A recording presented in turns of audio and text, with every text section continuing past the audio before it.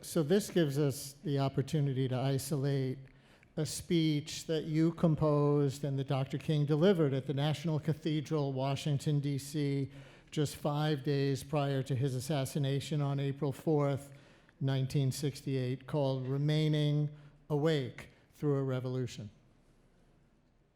And I referenced this earlier, Dr. Jones. With the young people now have the expression, stay woke. Stay woke. But of course, you and Dr. King were aware of that because you were writing about remaining awake through a revolution back in 1968. Dr. King spoke words on that day that resonate on this day. One of the great liabilities of life, he said, is that all too many people find themselves living amid a great period of social change, and yet they fail to develop the new attitudes, the new mental responses that the new situation demands. They end up sleeping. Through a revolution. Through a revolution. Through a revolution. That's right.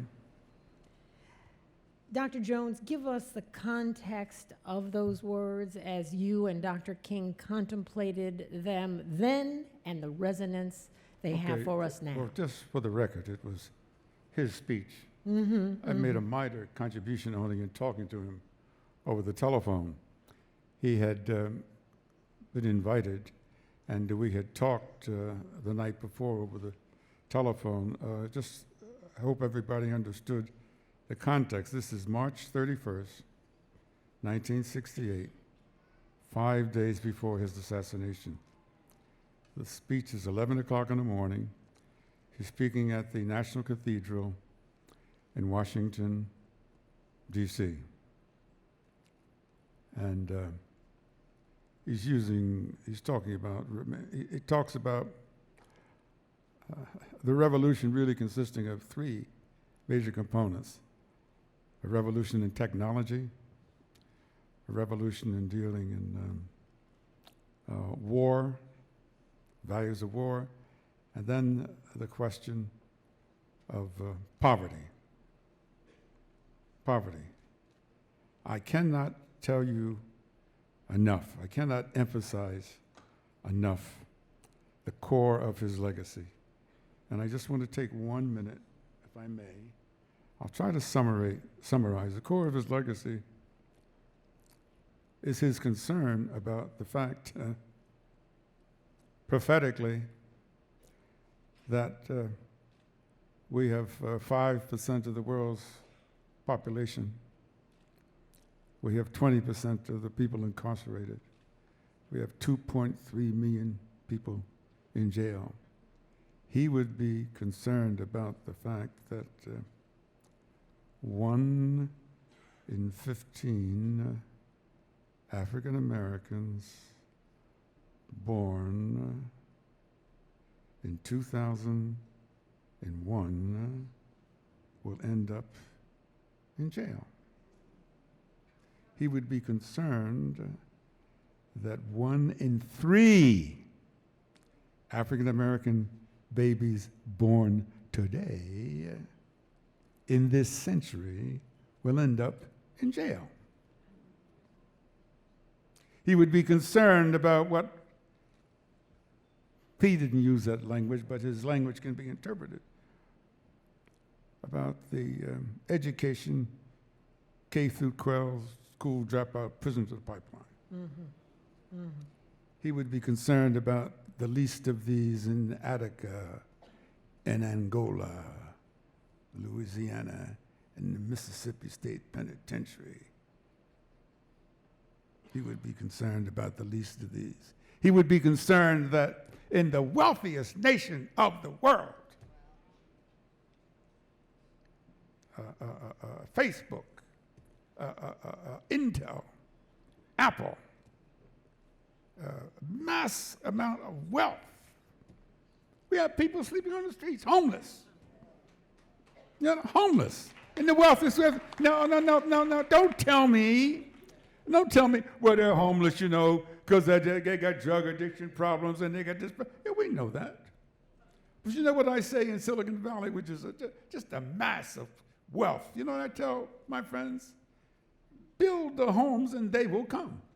You understand? Take your wealth and build the homes and they will come. Yeah, we know they got problems of addiction and so forth, but we don't need any more studies. We don't need any more don't waste any more money getting people with PhDs and all sorts of writing reports. You don't need to know anything about coding. You don't know anything about logarithms. All you have to know is how to count. All you have to know is that if you take the money and adjust the problems, you can deal with it. I mean, if we can squander away, piss away, excuse the expression, $1 trillion in Afghanistan, and you can tell me we can't deal with the homeless? Hello? I mean, am I speaking to people who are out here who can, you can count, right? Yeah. I mean, you know, and then, by the way, it's difficult for me. I got that. I don't mean to be, it's difficult for me to, in the same stage this day, I heard that word Trump mentioned. Well, excuse me, don't mention Trump and King in the same word. That's an oxymoron. I didn't say it. It wasn't me. No, don't do that. Don't do that. Just use the word X or Y. No. Not on this day, on this holiday. It is a sacrilege. It's blasphemous. It is blasphemous to mention Trump in the same sentence with this extraordinary hero.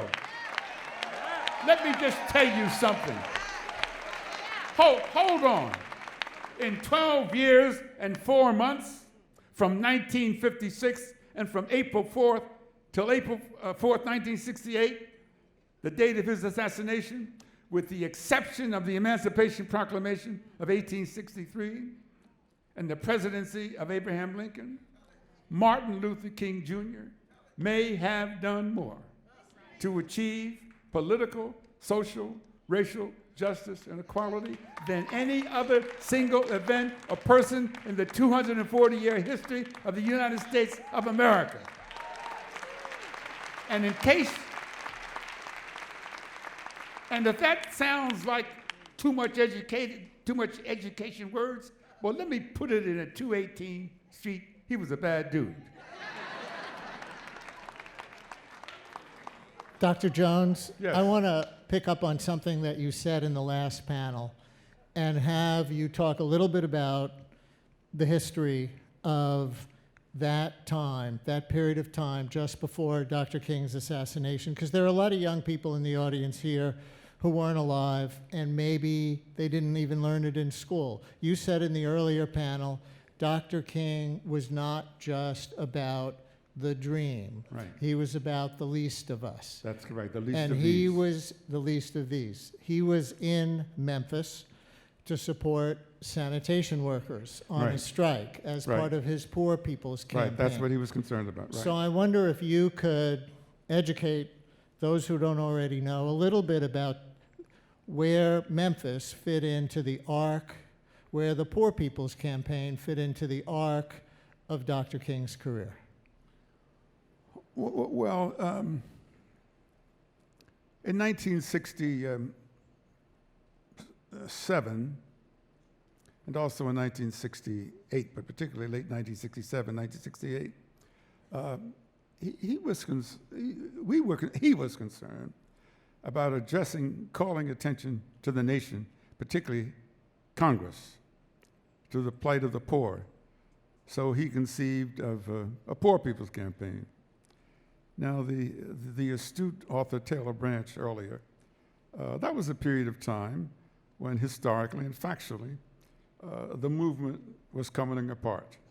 SCLC was not organizationally at its best, but the fact of the matter is Dr. King still kept his focus and wanted to bring poor people to the forefront. In fact, it was during that period that he developed what he called a guaranteed income for everyone, just a minimum income for everybody.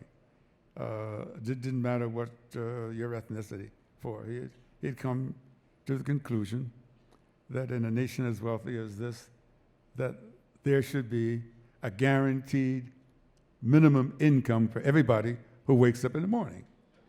Okay? So now it was modest. So I'm trying to be responsive to your question. Well, the Civil Rights Act had been passed 4 years earlier. It was sorry? law. The Civil Rights Act. Oh, yeah, the had Civil Rights. The Civil- Voting Rights That's Act right. Civil had Rights Act already in been passed. 1964, Voting Rights Act in 1965. Yes. And he was concerned about that. Fair Housing Act, 67. Fair Housing Act and so forth. And So King's thinking evolved King's, 68. in new directions. King's thinking, just to be repetitive, was what are we going to do about this enormous a country of wealth, and what are we going to get the country and the government to focus on how to address the poverty, the fact that there were people who were poor. And he didn't say it, but I'll put it in 21st century terms, because I'm out in an area where everybody has a super education, and PhDs in technology, and I just say, you don't need any more studies. We don't need any more commissions, you know. You don't need the most brilliant minds to look at something that is so obvious. What is the obvious? It's as obvious as the hand in front of your face. Extraordinary wealth and poverty. Extraordinary wealth, people sleeping in the streets. All right? So yes, we remember him by the dream. The dream was aspirational.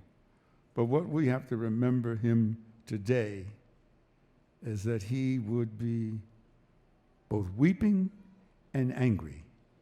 He would say, I cannot abide, nor would he permit you to abide and to sit on your butts and do nothing about it. You understand? Now let me just talk. You talked about the Voting Rights Act, all right? He would be talking about, I think he would go back and talk about a famous speech by Frederick Douglass, power conceives nothing without a demand.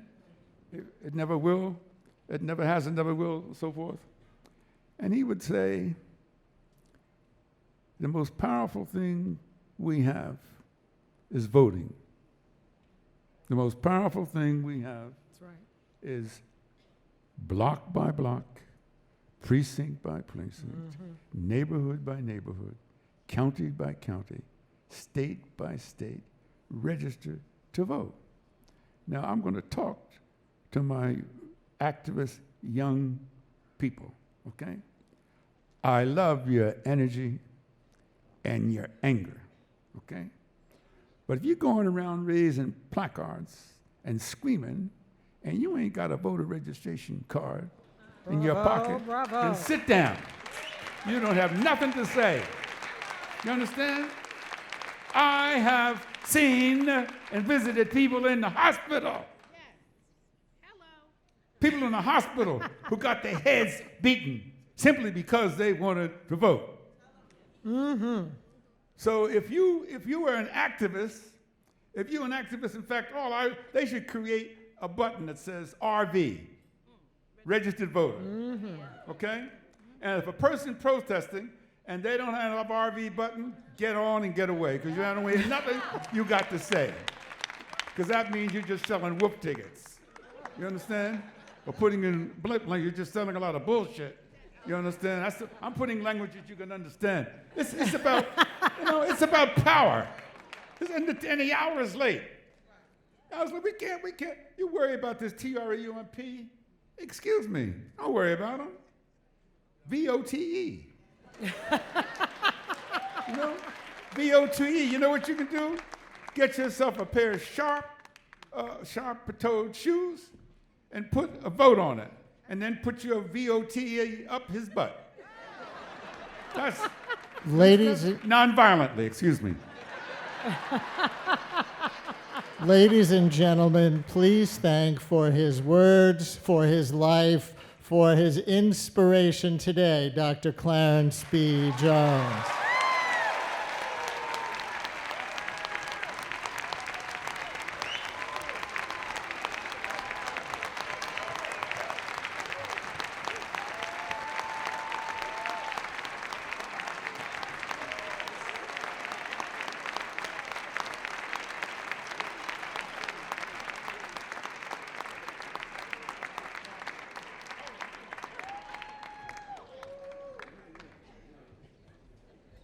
I woke up this morning with my mind set on freedom. I woke up this morning with my mind set on freedom.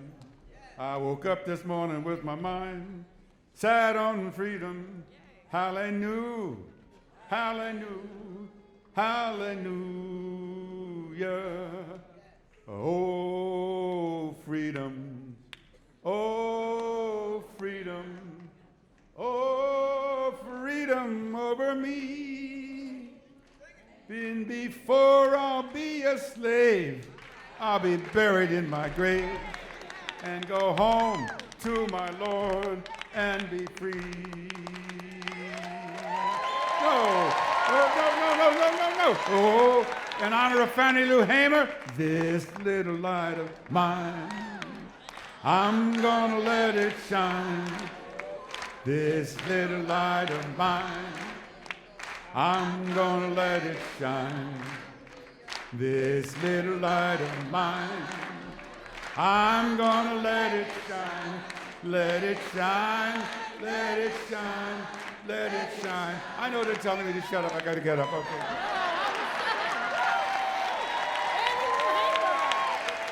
Dr. Clarence Jones, everybody.